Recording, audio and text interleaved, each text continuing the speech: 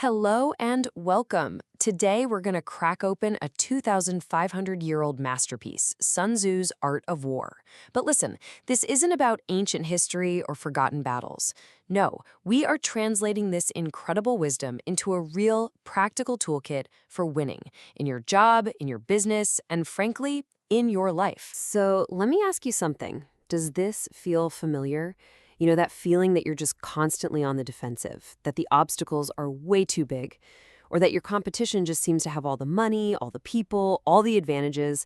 It's that classic underdog story, right? But what if the issue isn't what you have, but how you think? And that is where Sun Tzu comes in. See, here's the secret. The Art of War isn't really a book about war. It's a guide to the art of success.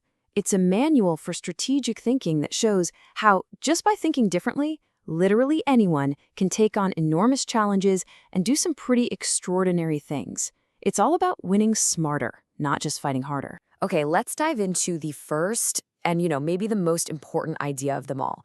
It's a complete shift in your mindset.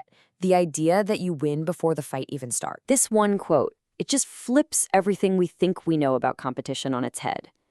Sun Tzu is telling us that the greatest victory isn't the one you win with brute force on some battlefield. No, the real win, the supreme excellence, happens when your strategy is so good that your opponent's will to even compete just evaporates before you've even made a move. And this really frames it perfectly. You have two paths. On the left, you have the loser's path. That's reactive, it's jumping into the fight and just hoping for the best. But the winner's path? That's proactive. You plan, you prepare, you create the conditions where winning is pretty much a foregone conclusion. And only then do you engage. The actual battle is just the final confirmation of a victory that you already secured in your plan. This really gets to a core difference in thinking. The traditional Western idea of strategy, the one often tied to Clausewitz, is all about overwhelming your opponent. It's a sledgehammer approach, just maximum force. Sun Tzu's way is all about elegance and efficiency. It asks, how can I get what I want with the least amount of fighting, the least cost in energy, time, and money? It's about getting the job done with a scalpel, not a sledgehammer. So, okay, if the goal is to plan so well that victory is almost guaranteed, how in the world do you actually do that? Well, Sun Tzu didn't just give us a philosophy. He gave us a really clear, actionable framework. And it's built on these 5 essential pillars. These 5 pillars are your foundation. First, you have the Tao, or the way. That's your mission, your purpose, the big idea that gets everyone on the same page. Then there's heaven, which is all about timing and trends, things you can't control, like the economy, new tech, or political shifts. It's about knowing which way the wind is blowing. Earth is your actual battlefield, the marketplace. The commander is, of course, your leadership. And methods? That's the nuts and bolts, your systems and processes that make it all happen. You have to nail all 5. And to make it even more practical, Sun Tzu gives us this 7-point checklist. I mean, think of it as a strategic health check.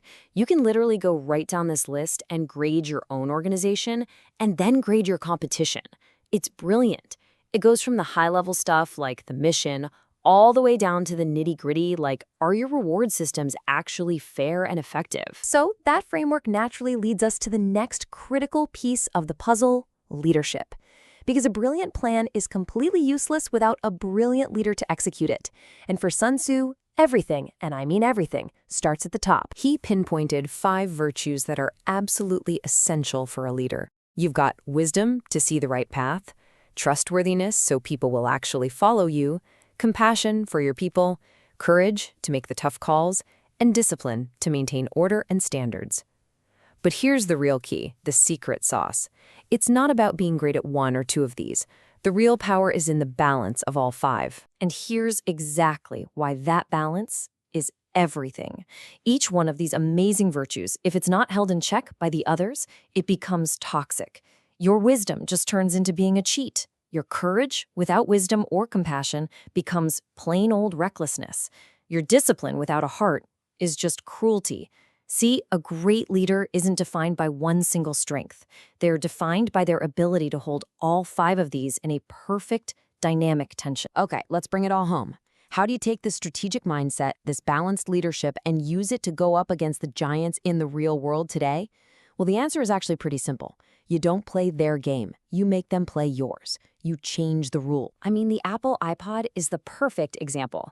The existing giants, Creative, Samsung, they looked at the iPod and they thought, oh, okay, another MP3 player. They were totally focused on the hardware, the device. But Apple wasn't selling a device. They were selling a whole new system. iTunes, the dollar-a-song model, that seamless experience. They didn't try to build a better MP3 player.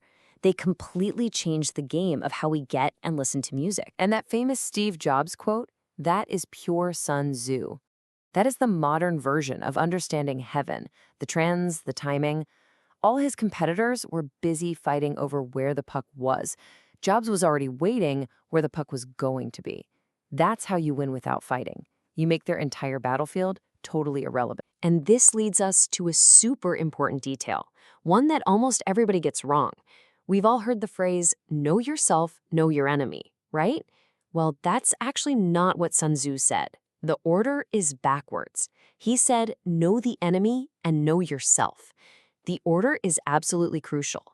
You have to understand the external world, your enemy, the market, the terrain, before you can have any clue about your own real strengths and weaknesses. So this gives us a really powerful, practical tool. A lot of us have learned about a SWOT analysis, strengths, weaknesses, opportunities, threats. But see, that starts with you. It's an inside-out approach, and that can create huge, dangerous blind spots. Sun Tzu's philosophy tells us to flip it. We should be using TOWS. Start with the external stuff first, the threats and opportunities. Only then can you realistically look at yourself and figure out what your strengths and weaknesses actually are in relation to that reality. It forces you to see the world as it is, not as you wish it were. So I'll just leave you with this question. Winning like Sun Tzu isn't about being stronger than your competitors in the game they're all playing right now.